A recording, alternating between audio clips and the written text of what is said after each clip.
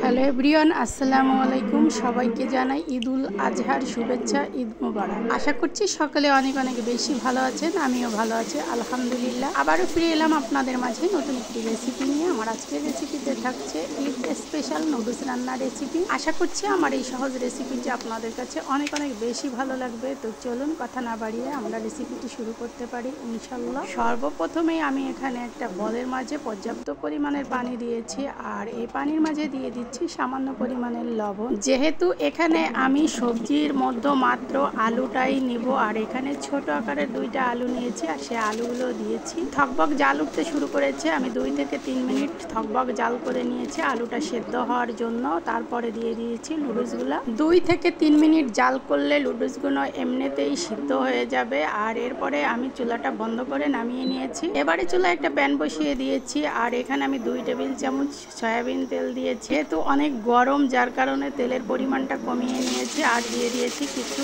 Chicken কুচি। যদিও দেখতে বড় আকার মনে হচ্ছে, ভেজে নেওয়ার পরে অনেক ছোট হয়ে যাবে। আর এখানে দিয়ে দিচ্ছি 1 প্যাকেট ম্যাগি মশলা। এরপরে আমি খুব ভালো করে নাড়াচাড়া করে নিচ্ছি। আর চুলার জালটা কিন্তু আমি এখন হাইতে রেখেছি, যাতে চিকেনটা খুব ভালো করে ভেজে বাদামি কালার করে নিতে পারি। তো যাই হোক, চিকেনটা আমার ভেজে নেওয়া হয়ে গেছে, আর খুব সুন্দর একটা কালারও অলরেডি চলে এসেছে। আর এখন আমি এখানে 2টা পেঁয়াজ কুচি, 2টা কাঁচামরিচ কুচি দিয়ে দিচ্ছি। যেহেতু চিকেন নিয়েছি, এই জন্য আমি এখানে একটা ডিম দেব। আর ডিমের আকারটা কিন্তু বেশ বড় ছিল, এই জন্য আমি একটাই ডিম দিয়েছি। এখানে কিন্তু ডিম 2টা 3টাও দেওয়া যাবে, তাতে কোনো অসুবিধে নাই। যত বেশি দেওয়া যাবে খাবারের টেস্টটাও তত বেড়ে যাবে। এখন আমি সবকিছু একসঙ্গে মিলিয়ে ভালো করে নাড়াচাড়া করে নিচ্ছি। তারপরে যে নুডলসগুলো সেদ্ধ করে রেখেছিলাম সেগুলো দিয়ে দিয়েছি। এবারে দিয়ে দিচ্ছি 1 টেবিল চামচ সস। এছাড়াও নুডলসের ভিতরে যে মশলাটা ছিল সেই মশলাটা দিয়ে আমি আবারও খুব সুন্দর করে ভালো করে নাড়াচাড়া করে সবকিছু মিলিয়ে নিচ্ছি। এই পর্যায়ে এসে কিন্তু আমি চুলার জালটা মিডিয়াম আঁচে রেখেছি। এইভাবে কিন্তু